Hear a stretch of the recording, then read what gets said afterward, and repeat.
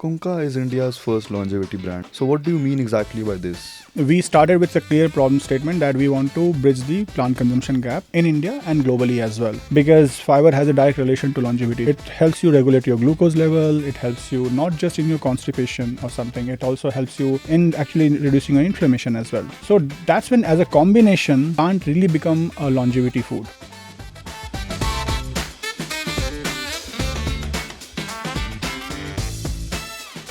What would be your advice to young MBA students? Consistency and acceptance. These are the two things that works across. Whatever you do, you need to remain consistent to achieve an outcome. Secondly, accept the outcome. What you need to understand is that whatever outcome comes, you need to accept it, but be aspirational. Go for the next step. That's what I think the Gita also talks about. Karmanye vadikaraste ma phaleshu kadachan. Consumers in general have a bit of fear factor. So how do you aim to tackle that? You would have seen the recent revolution around clean label, and you check the nutritional level and ingredients and everything. That's called clean label. So we as a brand are consciously trying to not follow the trend. We do not claim anything. What we say is that in our 100 gram product, you will get a very good amount of 25-26 grams of fiber. And science says that the fiber is going to reduce your blood glucose spikes. The communication is still the science so that you can build trust around it. The science is our basically the tool here to build trust.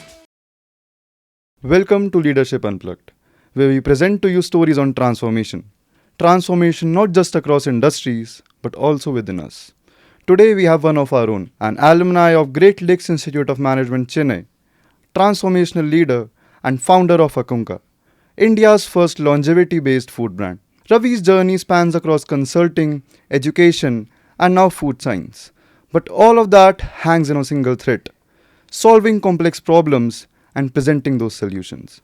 So without much of a time, let's get straight into the podcast. So Ravi.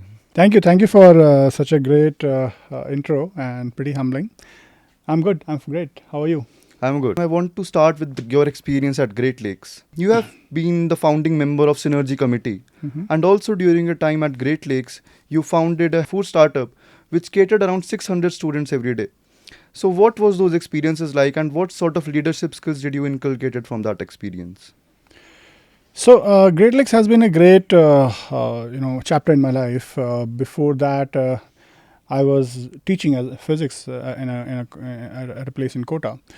After Great Lakes happened, it really sort of helped me to open my horizon of how I think. And what really worked out was it gave me a platform to experiment and to sort of do something in a limited risk environment, which could help me understand, okay, these kinds of risks can be taken, these kind of experiments can be taken. That's where Synergy, and other venture, Hunger Halt also comes into picture. So Synergy was a committee, if I can talk about it. Yeah. So Synergy is a committee that we started with a clear vision. How do we create cross-pollination? How do we sort of create an environment of learning from student to student, peer-to-peer based learning? And the idea was simple that when I went to the college and I saw especially during exams, a lot of friends would come to me to sort of, and even I would go to somebody to sort of understand a particular topic which was already taught in the class. So then I realized there's a sort of an ice between the professor and a student where you do not sort of ask all sort of questions to the professor. So therefore you need a platform where students can teach somebody who is also a student and your friend. And if you are good at a certain topic, let's talk about topic on a platform. It gives you a good, communication skill and practice on that. And at the same time, you can impart those topics, knowledge to other students as well. So that's how Synergy started. Apart from this, was there any other differentiating factor during your 2 years at Great Lakes that has transformed you, or the lessons that you still use in your startup journey right now?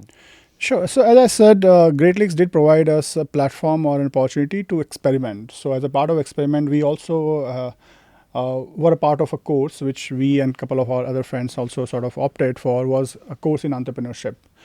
That course really helped us to bring in an idea in a limited risk environment, play with it, experiment with it, and see how does it move forward.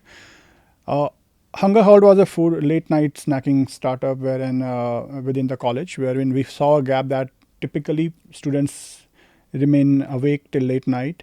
They would like to have a certain, food items because they have cravings and they have, they get hungry and all, and where there were very limited options available.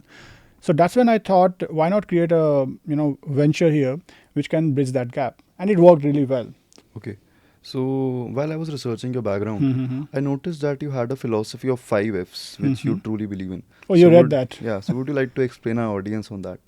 Okay, so that's a sort of a personal philosophy which I think transcends to my all parts of my life, even professional. So 5 Fs are basically family, fitness, fun, failure, faith, and I think no matter what you do in life, these 5 Fs are my key essentials, and I think they help me to remain sane in my life, if I have to say it like that, because you need to keep family, at your Priority. utmost priority. Fitness is very important. That's what my current startup is all about from a food angle. Family, fitness, fun. You need to have fun. You need to see, and while failing also. So that's the next part of it, which is failure. You can fail a lot of times. You can see a lot of ups and downs. You need to still have fun in the journey. And then ultimately, when all of these are happening, you need to have faith in something, in someone. It doesn't have to be really God, or it can be a God, but you need to have faith in something, a belief in something. So as you mentioned failure, in between your experience in corporates, you also had many startups. So I'm sure there must have been some failures and ups and downs in Yes, between them. of course. So would you like to address like how do we overcome those failures and bounce back? So I think even in corporate, not just in some of my startup initiatives, even in corporates, I have failed a lot of times. So my first job at EY was, they handled me a contract of 200 pages, and I'm not a legal guy, but it was a consulting assignment that I had to go through it, understand the nuances of it, and then sort of create a synopsis out of it and look at the financial angles also of it as well. And I'm not a great reader as well. Initially, I did fail a lot of times to sort of get into this format of working. But what typically works is that you need to remain consistent. You need to have that confidence that you will be able to overcome it. Okay. So now I would like to shed some light on your startup, Akunka. Mm-hmm. So first things first, how did it come into picture? Like, how did you get an idea of launching a food brand? Because these days many brands are being launched in the similar domain. Mm-hmm. So what was your differentiator from them, and what motivated you to start this venture? I never wanted, or sort of never thought actually, to start a food business. I always had a mind that I would like to do something, from entrepreneurship perspective. That's why I have tried multiple times. But specifically food, I have never thought. Three key things happened from an incident perspective, I have to tell you. One was I read a book called Ikigai. And apart from Ikigai, my key takeaway was Okinawa. So Okinawa is a place in Japan where the people typically live beyond 84 years. The average lifespan is 84 years, and most of them live beyond 90 years actually. So that really sort of created an intrigue in me. What is happening? How come they have such a huge lifespan? And what is India's then? Then I searched for India, and it was 67 years. And when I looked at their way of living, the one key thing that came out was they eat 7 different kinds of fruits and vegetables every day. They call it nuchi gusui, which is nothing but food is medicine. So that was one data point that remained with me. And in the following month, because of other reasons, I chose to go to Vipassana. Vipassana is a technique wherein it teaches you to observe your body and see as it is. Self-introspection. Yes, it's purely not just self-introspection. It's a method of looking at your body at an atomic level, at a cellular level, through your mind, and just observe as it is, without any reaction. So Vipassana talks about just observe, no reaction. So while I was in this course of 10 days where you are not allowed to have cell phone, you are completely cut out from the world, you cannot even talk. And the rule even says that you cannot even look at each other. So there are like 50 members in that particular batch. You cannot even look at each other. You will just walk, eat, meditate for 10 hours, 11 hours, and then go and sleep. That's it. Now, during that period of time, what I realized was that this data point of Ikigai really started coming back to me. That, hey, this is a great data point, and why not build a startup around it? Is that a real gap in India? And those questions started coming up. So when I finished my Vipassana, I went back to my research. I started doing research around what is happening in India, globally, and we realized that actually it's a major gap. While today the world is focusing on protein, which is a great macro to look at, but India is also fiber deficient.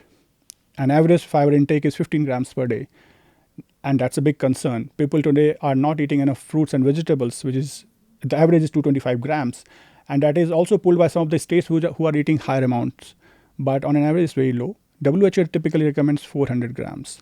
So these are the data points which sort of made me realize that there is a big gap of fruits and vegetable consumption. There is a big gap of fiber consumption, and therefore I thought of building a startup in this field. What philosophically sort of changed was that the fear factor.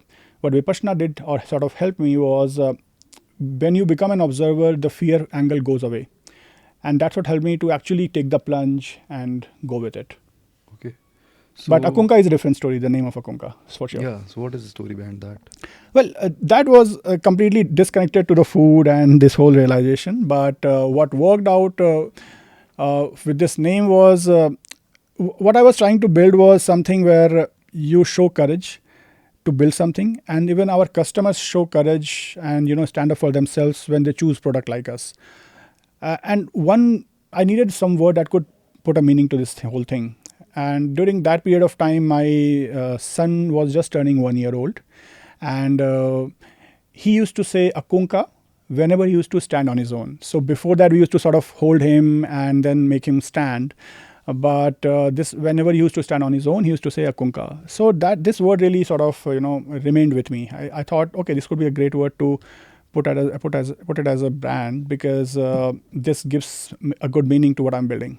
So that is indeed a very beautiful story. Thank you. So I wanted to ask you, like, I figured that you didn't hire anyone for the brand building process of Akunka.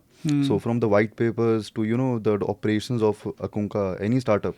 So you did all that on your own. Yeah. So why you chose to do it all alone? I would say delivery solo is the principle here. So Okay. that's what Gen Z says. But yeah, actually it's true. I mean, you need to be really delusional. You need to have very strong belief in what you are doing when nobody others are believing in you, and you need to make others believe eventually. So until then, you are the only person who is taking the ship forward. So, like, while you were doing all of this, your son was also pretty small. Yeah. So how did you manage time with? Well, my wife has been a great, sort of a partner so far, and of course, she has been a great help, not just handling and or managing my son, but also she has been a great, person who is holding the fort commercially as well. Because since past 1 year, I did not take any salary, and but for household income, you need some income. So my wife has been holding the fort so far. So talking about Akunka, so you mentioned that fiber deficit, our country is in fiber deficit. Yes. But from what I have researched, that protein also helps in the same blood satiety level and the same blood sugar level. Yes. So why focus mainly on protein and not on fiber? Very So, good question. The opposite, sorry. Why focus No, mainly no, on fiber? I understood not on I protein? understood your question. So you want to understand basically why fiber and not protein? Yeah, exactly. Well, to be honest, our products do have protein as well, but we do not want to play in protein arena, given that a lot of players are there, and there are already a lot of supplies in this field. So if you take, if you go 10 years or 15 years back, there was a very limited awareness around protein, limited supply and limited demand. It increased and now it is booming. But nobody is building a fiber-based company. That's where I want to come in, because if what is it that we are doing as an entrepreneur? We are solving a problem.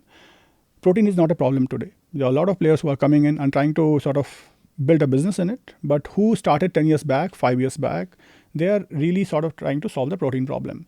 We want to do something similar. So last decade was for protein. We want the next decade to be about fiber. So Akunka is India's first longevity brand, as is your tagline. So what do you mean exactly by this, India's first longevity brand, and where do you see yourself positioning this brand in the coming years? True.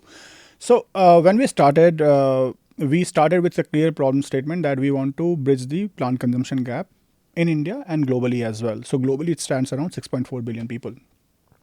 They do not consume enough plant intake. As WHO recommends 400 grams, they do not. They are much below that. When we started this journey, that has been our sort of problem statement to bridge, and that's what we are doing.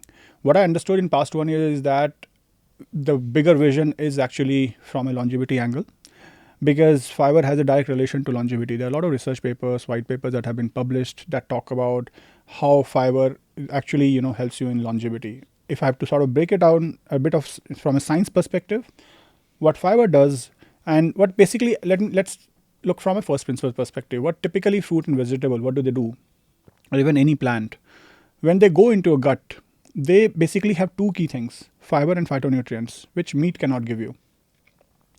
What they do is that, especially phytonutrients, they eat away the free radicals. So free radicals are another molecules which are sort of lacking a certain component from that, and they eat them. Free radicals are the key culprit of causing inflammation in your body. So that's how it works. Similarly, fiber also helps you. It helps you regulate your glucose level. It helps you not just in your constipation or something. It also helps you in actually reducing your inflammation as well. So that's when, as a combination, plant really become a longevity food. We have looked at multiple countries in or places which are marked as blue zones across the globe. Blue zones are the places where the lifespan is pretty high. And India is certainly not in that list. India has lifespan of 67 years. India is the diabetic capital of the world. So if I have to talk about my dream or my vision, I want India to be in that list probably at some point in time. From what I'm understanding, like you want to build the longevity space, but you also want to improve the psychological conditions of your audience. So I understand the part where you provide good plant-based nutritions to your customers. From what are you doing as a brand that can improve my discipline habits? So similarly, these two principles that we have, we sort of tell this to our people in different ways. So for example, we have a WhatsApp community called Beyond Clean Label, where we do not talk about our brand per se. We do not talk about what Akunka is great at. No. For that, we have Instagram page or something else also. In that WhatsApp group, we typically deal with human physiology, nutritional science, and we also sort of reassure people that it's okay if you are having junk today. So, for example, I have had a quiz some time back in a WhatsApp group where I said, hey, my 4 p.m. snack was, let's say, chips today or samosa today. What was yours? Just to sort of break those ice, to say that I am a perfectionist, you need to be that. You are relating on a human level that way. way. Because that's how psychology works, and that's how the discipline will come. If we want to solve a problem, you cannot just create a great product and leave it there. You need to solve the problem at a psychology level, because only then people will eat it. People need to understand food is medicine. It's not just for taste. So recently on 27th May, you got funded your pre-seed round. Firstly, congratulations on that one. Thank you. So how do you think Akunka as a brand is going to change from before funding to now pre-seed funding you have got? Well, I would say a bit of a pace we'll get now, but from a mindset, we are still the same. Before funding, the mindset that I always had was, if you get the funding or if you do not get the funding, ultimately you have to build a company. And when you have to build the company, whatever resources you have, you need to build out of those resources. So earlier, let's say we had just 10 lakhs rupees in our account, we would have built from that money. Now we have probably more because of funding, we'll build out of that. The intention is very clear, is to build the company, not burn cash, not sort of, use it on some fancy trends. It's purely to build the company. So apart from Akunka, like beyond 5 or 10 years down the line, how do you see yourself as a founder? So what difference do you imagine to see in yourself around 5 or 10 years? Well, if I want Akunka to be a global brand in 5 years, I need to be a very different person from where I am today, from where I was probably 2 years back. So I'm a very different person now rather than what I was in 2 years back. So for example, 2 years back, I was in a corporate job, and now I'm as an entrepreneur. The highs and lows frequency have increased a lot. The highs and lows that I could see in corporate world was like probably every third day in a very high-paced corporate world. In a bit of a slow corporate company, it would be probably every week. Here it's every day. every day I can be happy about a lot of things and I can be really sad about a lot of things. But the point is that you do not have to get into that mode. What you need to be is that do not get affected by highs and lows. That's how you sort of build a company in the long run. I'm still learning. I'm still in that journey. And probably 5 years down the line, I'll probably become that person who is completely unaffected by these things. Okay. So, what would be your advice to young MBA students? So, you have been a part of the MBA program. Mm-hmm. So, is there any specific learning that you thought has helped you and can help our audience as well? I think consistency and acceptance. These are the two things that works across. Because beyond this, if I tell you anything, it will be contextual. Probably will work for you, probably will not work for you. But I think these two things have always worked for everybody, whosoever I know, whosoever I've read about. Consistency and acceptance. What I mean is that whatever you do, you need to remain consistent to achieve an outcome. You might fail at times, but it's okay. If you are consistent, you will eventually achieve it. Secondly, accept the outcome. You cannot have a grudge against the outcome or sort of an affinity towards an outcome. Ki, hey, if I'm going to make 100 crore, then I'll be the happiest person in the world. It doesn't work like that. What you need to understand is that whatever outcome comes, you need to accept it, but be aspirational. Go for the next step. That's what I think the Gita also talks about. Karmanne vadikaraste ma phaleshu kadachana. You mentioned failure. So, failure in hindsight is a very powerful teacher. Like, nothing teaches you better than failure. But while you're in that situation, it's one of the worst experience any human can ever have, in my opinion. I agree. So, how do you deal with that in that particular situation? How do you deal with failure? You don't think about it. You just keep on moving. The goal is not to sort of think about failure. The goal is to keep on moving and achieve what you want to achieve. Okay. So, for example, let's say I want to achieve X outcome. That's aspiration. That's fine. And if I reach at that stage, I have done everything that I can to achieve it. And if I do not achieve it, then accept it and move ahead. Then that's when the consistency part comes. Be consistent in your approach and go for it again. So be consistent, be accepting. These two as an approach will always help you in handling failures. And I think failure as a term has been a bit of a demeaning term in our society, but I think it's a great, as you said, it's a great teacher. So consumers in general have, a bit of fear factor while buying purchases in this arena. So how do you aim to tackle that? The consumers' fear, how do you aim to eliminate that? You would have seen the recent revolution around clean label and check the nutritional level and ingredients and everything. That's called clean label purely. And then a lot of brands came actually who said, hey, we are clean label and therefore we are healthy product. And now people are actually buying it. And eventually they will realize, no, it's not the case. And then again, the trust will be lost. So when you follow a trend, when the trend goes away, there's a good chance that the trust will be lost. I'll tell you a very good stat now. USA has a $2 trillion spend on wellness and health. And their obesity rate has increased by 42% in past 2 decades. What does that tell you? These are two contradictory data. On one side, where the health and wellness space is increasing, on the other side, the obesity is also increasing, which is again cause of a lot of chronic illness. That means probably one part is that customer is haplessly buying it, one product after another product, and then probably when the trust goes away, they sort of hop onto the another product. The second could be the people who are building brands in health and wellness are also, most of them probably, are not really understanding the human physiology and the science behind the food. And they're also following the trend. So we as a brand are consciously trying to not sort of follow the trend. We do have protein in our product, but we do not want to, again, get into that race. The reason is that let's understand the science, let's understand human physiology, and then attack the problem. Simple. Now this will build the trust. Why? Because we do not talk about claims. We do not claim anything. We do not say, hey, eat this chips, your diabetes will go away. No, we do not do that. What we say is that we do have fiber. In our 100-gram product, you will get a very good amount of 25-26 grams of fiber.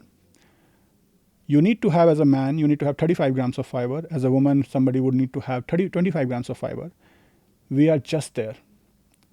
And the science says that the fiber is going to reduce your blood glucose spikes. That's the science. We are not claiming anything. So this is how we are sort of communicating across our platform, purely science perspective. That's why we have written white papers also on our website. We are the first brand in India who have written white papers on our website, published it. Yes, one can say that there could be a conflict of interest and everything, but what we have done is we have cited some good journals. We have written those papers purely from a food and physiology perspective, so that people can go through it. One who has to get into details of it, but still the communication is still the science, so that you can build trust around it. The science is our basically the tool here to build trust. So what is the prices of your products? Can you just brief me on that? So we have launched 2 SKUs, and total we have now 9 SKUs, but 2 key products. One is root vegetable chips. It's an assortment of 4 root vegetables: sweet potato, carrot, beetroot, and taro. The next product is the broccoli and cauliflower assortment. Now, how do we price it? Is that we basically take the root vegetable, and it starts from 75 rupees. It goes till 300 rupees. In an average family in India, we have around 4 people.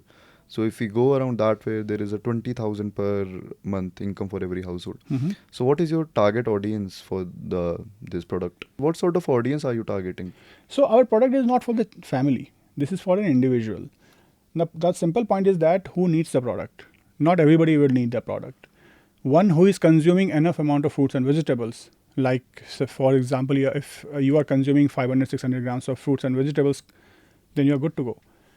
Then you should not buy from us. Unless you want only the taste and munching, it's fine. But from a science perspective, from a food requirement perspective, you do not need us. But somebody who is, let's say, at a 5-gram fiber per day, they must need us. So that's why. So we are at an individual level. Now, that individual, we're looking at the data from M&S. It's an investment bank company. So the typical spend on snacking today is around 4,000 to 5,000 every day by an individual. So every day? Every day. No, so it's a month. Oh, month. So we sort of fit into that bracket. And apart from that, we are also sort of doing more innovation. We are a new startup company. We are also sort of doing more innovation to bring the price also down to an extent that it works for most of the people.